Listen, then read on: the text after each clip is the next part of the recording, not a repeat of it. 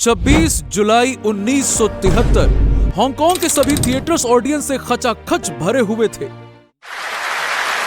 पर्दे पर फिल्म शुरू होती है। एक हट्टा कट्टा नौजवान मार्शल आर्ट्स करते हुए दिखता है।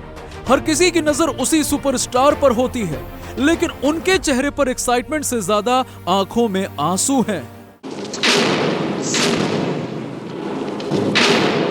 अगले महीने ये फिल्म अमेरिका और दुनिया के बाकी देशों में रिलीज होती है और हर तरफ ऑडियंस में ऐसा क्रेज देखने को मिलता है कि टिकट ब्लैक में 5 गुना कीमत में बिकती है और अगले कई महीने तक इस फिल्म के सामने कोई और फिल्म नहीं टिक पाती। ये फिल्म उस समय $400 मिलियन का बिजनेस करती है, जो आज के हिसाब से पूरे $2 बिलियन यानी कि 18,000 करोड़ रुपए होते हैं। थिएटर में ऑडियंस आंसुओं से भरी हुई आंखों के साथ स्टैंडिंग ओवेशन देती है। एक मूवी स्टार के लिए ये लाइफ टाइम अचीवमेंट है, लेकिन वो सुपरस्टार अपने इस फेम को एंजॉय ही नहीं कर पाता, क्योंकि एंटर द ड्रैगन नाम की इस ब्लॉकबस्टर मूवी के रिलीज होने के सिर्फ और सिर्फ 7 दिन पहले उस नौजवान की 32 साल की उम्र में मौत हो जाती है। हम बात कर रहे हैं ब्रूस ली की। But one night, after pushing my body beyond exhaustion, I understood something that shattered everything I knew. एक ऐसा लड़का जिसे बचपन में खूब मारा पीटा गया और बड़ा होकर वो स्ट्रीट गैंग्स में शामिल होकर खुद मारपीट करने लगा, जिसका फिल्मों से दूर दूर तक कोई लेना देना नहीं था और जिसे पूरी दुनिया, अरे पूरी दुनिया छोड़िए, उसके इलाके तक में कोई नहीं जानता था। लेकिन सिर्फ 4 सालों में उस लड़के ने अपनी पूरी जिंदगी बदल दी। ये कोई मैजिक नहीं था, लक भी नहीं था, बल्कि वो सीक्रेट टेक्निक थी जिनका इस्तेमाल ब्रूस ली हर रोज करते थे और जिसकी बदौलत वो अपने समय के ग्रेटेस्ट मार्शल आर्टिस्ट, डांसर और दुनिया के सबसे बड़े सुपरस्टार बन गए। ये वही सीक्रेट था जिसने दिल्ली के एक सांवले लड़के को बॉलीवुड का किंग खान बना दिया। I've not come here to compete. I've come here to rule. ये वही सीक्रेट था जिसने जिम कैरी को एक स्ट्रगलिंग कॉमेडियन से हॉलीवुड का सुपरस्टार बना दिया। Made a check to myself for $10 million for acting services rendered. Paid to the order of Jim Carrey. Post-dated Thanksgiving 1995. ये वही सीक्रेट था जिसने विराट कोहली को किंग कोहली बनाया। And I've made a decision in my head that I'm going to take their best bowler on. और Bruce Lee की कहानी से आप उसी सीक्रेट की पावर को करीब से देखेंगे, जो आपको अपने करियर में, रिलेशनशिप में, सेल्फ कॉन्फिडेंस में और हर वो चीज में सक्सेसफुल बना सकती है जिसमें आप आगे बढ़ना चाहते हो। और ये सीक्रेट है द पावर ऑफ विजुअलाइजेशन। ये कहानी शुरू होती है ब्रूस ली के बचपन से, जो साधारण बच्चों की तरह बिल्कुल नहीं थे। बचपन में जब ब्रूस ली हांगकांग में पढ़ाई कर रहे थे, उस वक्त वहां ब्रिटिश कॉलोनी का असर साफ साफ दिखता था। स्कूल में ब्रिटिश स्टूडेंट्स एशियन बच्चों के साथ बुरा बर्ताव करते थे और उनका फेवरेट टारगेट था एक दुबला पतला दिखने वाला ली जून फान, यानी कि ब्रूस ली। रोज का मजाक, धक्का मुक्की और मारपीट। एक वक्त ऐसा आया जब इस मासूम बच्चे की सहनशक्ति पूरी तरह से टूट चुकी थी। जब छोटे ब्रूस ने रोते हुए ये बात अपने पिता को बताई तो उन्होंने बदला लेने की सलाह नहीं दी। उन्होंने बस इतना कहा, दुनिया से लड़ने से पहले खुद को इतना मजबूत बनाओ कि लोग तुमसे लड़ने से पहले 10 बार सोचें। यही एक लाइन ब्रूस ली की जिंदगी की दिशा बदल देती है। उसी दिन ब्रूस ली ने कुंग-फू और मार्शल आर्ट्स की ट्रेनिंग शुरू कर दी। शुरू में शरीर कमजोर था, तकनीक अधूरी थी, लेकिन उसके दिमाग में एक तस्वीर साफ थी, खुद को ताकतवर देखने की तस्वीर। वो हर दिन खुद को पहले से बेहतर, पहले से तेज और पहले से निडर इमेजिन करता था। कुछ ही महीनों के अंदर असर दिखने लगा। जिन गलियों में ब्रूस को डराया जाता था, उन्हीं गलियों में अब लोग रास्ता बदलने लगे। जो बच्चे उसे चिढ़ाते थे, अब उसकी आंखों में देखकर बात करने से भी घबराते थे। लेकिन यहीं पर ब्रूस की जिंदगी में एक नया मोड़ आया। ताकत आते ही उसके अंदर अहंकार भी आने लगा। वो खुद को अनबीटेबल समझने लगा और धीरे धीरे गलत संगत में फंस गया। स्ट्रीट गैंग्स, झगड़े और वायलेंस। ब्रूस खुद वही बनता जा रहा था जिससे कभी वो डरता था। कई महीने बीत गए, मगर एक दिन ब्रूस को एहसास हुआ कि नहीं, मैं अपनी लाइफ इस दलदल में नहीं गवा सकता। मुझे महान बनना है और वो उन दोस्तों से दूर रहने लगा जो लड़ाई झगड़े गैंग्स वैंग्स इन सब में फंसे हुए थे। मगर हांगकांग में नाम कमाना लगभग मुश्किल था, क्योंकि उस टाइम पर वहां हर गली में मार्शल आर्टिस्ट थे और ब्रूस ली बचपन से ही हॉलीवुड स्टार बनना चाहते थे। इसीलिए उन्होंने अमेरिका जाने का फैसला किया और जेब में सिर्फ $100 लेकर पहुंच गए न्यूयॉर्क। लेकिन 25 साल के ब्रूस ली की वहां ना तो कोई पहचान थी, ना ही कोई सहारा। दिन में स्ट्रगल, रात में मेहनत, पेट पालने के लिए उन्होंने डांस क्लासेस ली, मार्शल आर्ट्स सिखाना शुरू किया। लेकिन वो हर दिन खुद को वही फिल्मी स्टार इमेजिन करते रहे इमेजिन, जिसे दुनिया एक दिन जानेगी। धीरे धीरे उनकी क्लासेस मशहूर होने लगी। अमेरिका के बड़े बड़े डायरेक्टर्स और एक्टर्स और एक्ट्रेसेस ब्रूस ली से मार्शल आर्ट सीखने आने लगे। लोग उनके मूव से ज्यादा उनके कॉन्फिडेंस से प्रभावित होते थे, क्योंकि ब्रूस सिर्फ शरीर से नहीं लड़ते थे, बल्कि वो अपने दिमाग से जीत चुके होते थे। उनके 1 इंच पंचेस ने उन्हें बॉलीवुड में मशहूर कर दिया। वो 2 उंगलियों पर पुशअप कर लेते थे और एक बार में 1500 पुशअप लगाना तो उनके लिए मजाक होता था। लेकिन कड़वी सच्चाई ये थी कि इतना टैलेंट होने के बावजूद भी ब्रूस ली को हॉलीवुड मूवीज में साइड रोल तक नहीं मिल रहा था, क्योंकि एक तो वो आउटसाइडर थे, ऊपर से चाइनीज थे और वो 100 से ज्यादा ऑडिशंस में रिजेक्ट हो चुके थे। लेकिन जरा एक पल के लिए सोचो, अगर तुम्हारे पास टैलेंट हो, मेहनत हो, लेकिन सिस्टम तुम्हें मौका ही ना दे, तो क्या तुम हार मान लोगे?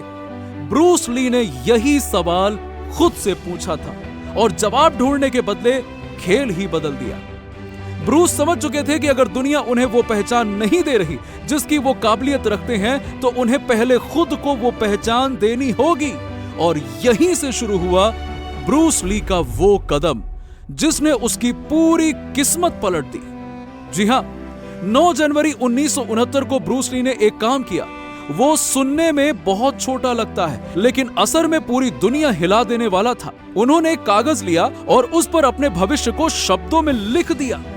कोई शिकायत नहीं, कोई डर नहीं, कोई अगर मगर कुछ नहीं, बल्कि सिर्फ और सिर्फ साफ और बेखौफ ऐलान। ब्रूस ली ने उस चिट्ठी में लिखा, मैं ब्रूस ली अमेरिका का पहला हाईएस्ट पेड ओरिजिनल सुपरस्टार बनूंगा।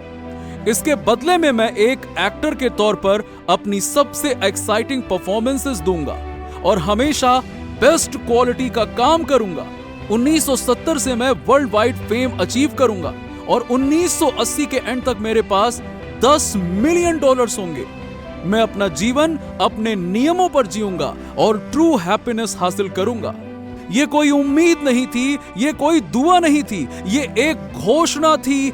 और सबसे खास बात, ब्रूस ने ये चिट्ठी किसी और को नहीं, खुद को पोस्ट कर दी। और जब वो लेटर उनके पास वापस उनके हाथ में आया, तो ब्रूस ने उसे हमेशा अपनी जेब में रखना शुरू कर दिया, ताकि हर दिन, हर मुश्किल में, हर रिजेक्शन के बीच उनकी उंगलियां उस कागज को छुएं और दिमाग को याद दिलाएं कि तुम यहां रुकने के लिए नहीं हो। ब्रूस कहते थे, अगर आप अपने लक्ष्य को साफ साफ विजुलाइज कर सकते हैं, तो वो पहले ही आधा हासिल हो चुका है। और यही विजुलाइजेशन उनकी असली ताकत बन गई। जब उन्हें ऑडिशन से बाहर निकाल दिया जाता, तब भी वो खुद को थिएटर के पोस्टर पर देखते थे। यानी वो रोज अपनी आंखें बंद करके उस दिन को जीते थे जो अभी आया भी नहीं था। ब्रूस ली कहा करते थे, as you think so shall you become. यानी इंसान पहले अपने दिमाग में हारता या जीतता है, शरीर तो बस उसके पीछे चलता है। अगर तुम खुद को छोटा सोचोगे तो दुनिया तुम्हें छोटा ही रखेगी। अगर तुम खुद को महान देख पाओगे तो दुनिया को मजबूर होकर तुम्हें वैसा देखना पड़ेगा। लेकिन वो कहते हैं ना, जिंदगी में सब कुछ इतना आसान होता तो हर कोई महान होता। और यूनिवर्स ने भी ब्रूस ली की मैनिफेस्टेशन को हकीकत बनाने से पहले उनके सामने कई मुश्किलें भेजी।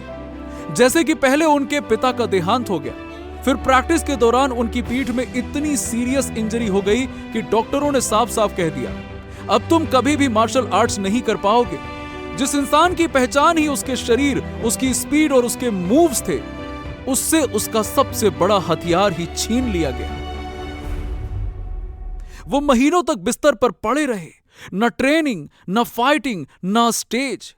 लेकिन उस सन्नाटे में ब्रूस ने कुछ ऐसा किया जिसने इतिहास बदल दिया। उन्होंने अपनी पूरी फिलॉसफी पर एक किताब लिखनी शुरू कर दी जिसका नाम था जेट क्यून डू।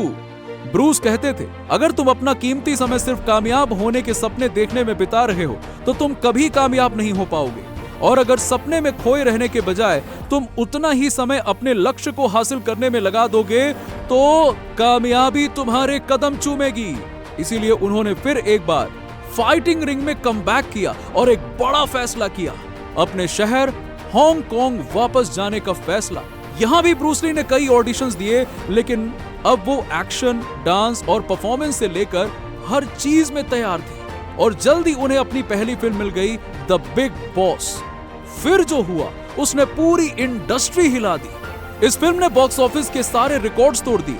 वही ब्रूस ली जिसे हॉलीवुड में इग्नोर किया गया था, अब एशिया के सबसे बड़े सुपरस्टार बन चुके थे। इसके बाद आई फर्स्ट ऑफ फरी और फिर way of the dragon. Her film पहले से ज्यादा बड़ी, ज्यादा पावरफुल। हॉलीवुड जिसने कभी ब्रूस ली को नजरअंदाज किया, अब खुद ऑफर्स लेकर उनके दरवाजे पर खड़ा था और ब्रूस ली ने हॉलीवुड स्टार बनने का अपना सपना पूरा किया, लेकिन इस बार शर्तों पर। आउटसाइडर होकर भी लोगों के दिलों में राज करके दुनिया कैसे जीती जाती है, ये ब्रूस ली ने अच्छी तरह सिखा दिया था। 1973 आते आते उन्होंने अपने $10 मिलियन के गोल से कई गुना ज्यादा पैसे कमा लिए थे और अपने लेटर में लिखी हर एक बात को सिर्फ 4 सालों में सच कर दिखाया था।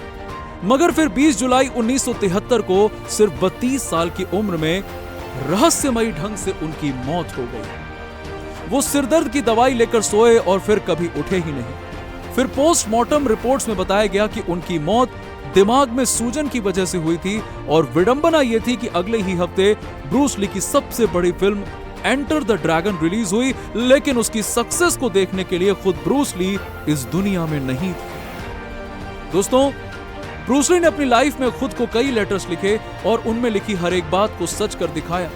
उनकी विजुअलाइजेशन की इस पावरफुल टेक्निक को ब्रूस ली मेथड नाम दिया गया, जिसे आज तक दुनिया भर के लाखों लोगों ने अपनाया और अपनी लाइफ ट्रांसफॉर्म की। जैसे कि 1985 में जिम कैरी जब हॉलीवुड में स्ट्रगल कर रहे थे, तब उन्होंने अपने नाम पर $10 मिलियन का चेक लिखा था। उसकी डेट थी थैंक्सगिविंग 1995 और उस डेडलाइन से कुछ समय पहले ही उन्होंने $10 मिलियन की फीस में Dumb and Dumber film sign करके अपने टारगेट को अचीव कर लिया। लेकिन अब सवाल यह कि हम ब्रूस ली की तरह विजुअलाइजेशन और मैनिफेस्टेशन प्रैक्टिकलिटी कैसे करें?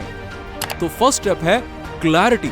आपको बिल्कुल साफ पता होना चाहिए कि आप क्या चाहते हैं। सक्सेसफुल बनना है नहीं, बल्कि कैसे सक्सेसफुल, कब तक, किस फील्ड में, यह पता होना चाहिए। दूसरा कदम विजुअलाइजेशन। हर दिन कुछ मिनट अपनी आंखें बंद करो और खुद को वही जिंदगी जीते हुए देखो और महसूस करो जो सिर्फ अभी सपना लगती है। जैसे ब्रूस हर रिजेक्शन के बाद भी खुद को थिएटर के पोस्टर में देखता था। तीसरा कदम रिटन कमिटमेंट। ब्रूस ने सिर्फ सोचा नहीं, उन्होंने अपने फ्यूचर को लिख दिया, क्योंकि जो लिखा जाता है वो दिमाग में नहीं, आइडेंटिटी में उतर जाता है। और आखिरी स्टेप अलाइंड एक्शन। मैनिफेस्टेशन बिना मेहनत के नहीं होता। विजुअलाइजेशन आपको रास्ता दिखाता है, लेकिन चलना आपको ही पड़ता है। हर दिन एक छोटा एक्शन लो जो आपको आपके गोल के थोड़ा और करीब ले जाए। ब्रूस कहते थे कि तुम पानी की तरह बनो जो हर बर्तन का आकार ले ले। Empty your mind, be formless, shapeless, like water. Be water, my friend. और फिर देखो आपकी लाइफ कैसे बदलती है। तो दोस्तों, आपको ब्रूस ली की सक्सेस स्टोरी कैसी लगी कमेंट्स में जरूर बताइए। साथ ही ये भी बताइए कि आप खुद के लिए क्या मैनिफेस्ट करना चाहते हैं और क्या आप भी ब्रूस ली की तरह खुद को लेटर लिखने के लिए तैयार हैं। ये वीडियो अच्छा लगा हो तो इसे लाइक और शेयर करें। 11,000 लाइक जरूर करवा दीजिएगा और ऐसे ही लाइफ चेंजिंग वीडियोस के लिए लाइफ मोटिवेट टीवी चैनल को सब्सक्राइब करके पास वाली घंटी दबा दीजिएगा। मिलते हैं अगले वीडियो में।